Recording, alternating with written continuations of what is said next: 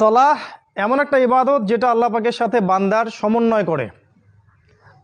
সলাতে দাঁড়ানোর পর যদি আমি অনুভব করতে না পারি আমি আল্লাহর সামনে দাঁড়িয়ে আছি এবং নিজের হৃদয়ের কথাগুলো সলাতে ঢেলে দিতে না পারি, তাহলে সলাৎ শেষে আমি একটা ব্যায়াম করলাম। কি করলাম? ব্যায়াম করলাম।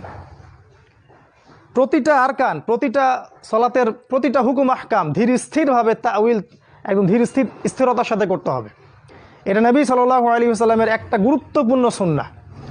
যখন সলাহ উঠে যাবে একটা সমাজ থেকে, তখন সেখান থেকে নূর বারাকা উঠে যাবে। এটা একটা বেসিক জিনিস। সলাৎ যখন উঠে যাবে তখন সমাজ থেকে সব ধরনের কল্যাণ বরকত উঠে যায় এবং সব জাহেলিয়াত সমাজে বর্ষণ হতে থাকবে। আর নবী সাল্লাল্লাহু আলাইহি ওয়াসাল্লাম বলেছেন, সবচেয়ে বড় চোর সেই ব্যক্তি যে ব্যক্তি সলাতে চুরি করে। সাহাবীগণ জিজ্ঞেস করলেন, ইয়া রাসূলুল্লাহ, কীভাবে মানুষ সলাতে চুরি করে?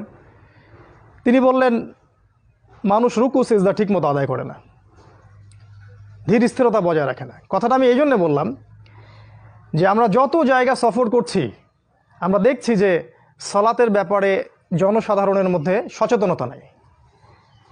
এটা কোনো হাজিরা দেওয়ার কোনো বিষয় নয়।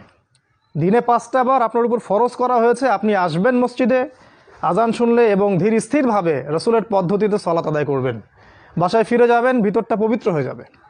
এটাই সলাতের উদ্দেশ্য। আরেকটা আমার কথা মনে রাখবেন, কিয়ামতের মাঠে যখন আমরা দাঁড়াবো তখন প্রথম যে হিসাবটা নেওয়া হবে সেটা সলাতের হিসাব। সব কিছু পরে, আপনি কত টাকা যাকাত দিয়েছেন, কত টাকা দান করেছেন, কত জমি দান করলেন, কত ভালো কাজ করছেন, সব পরে, এগুলো পরে আলাপ। সর্বপ্রথম যে জিনিসটা জিজ্ঞাসা করা হবে, সলাত কায়েম করেছো কিনা, এর জন্য প্রস্তুত আছি কিনা সেটা চিন্তা করি আমরা। এই সলাতে নবী সাল্লাল্লাহু আলাইহি ওয়াসাল্লাম দাজ্জালের ফিতনা থেকে আশ্রয় চাইতেন।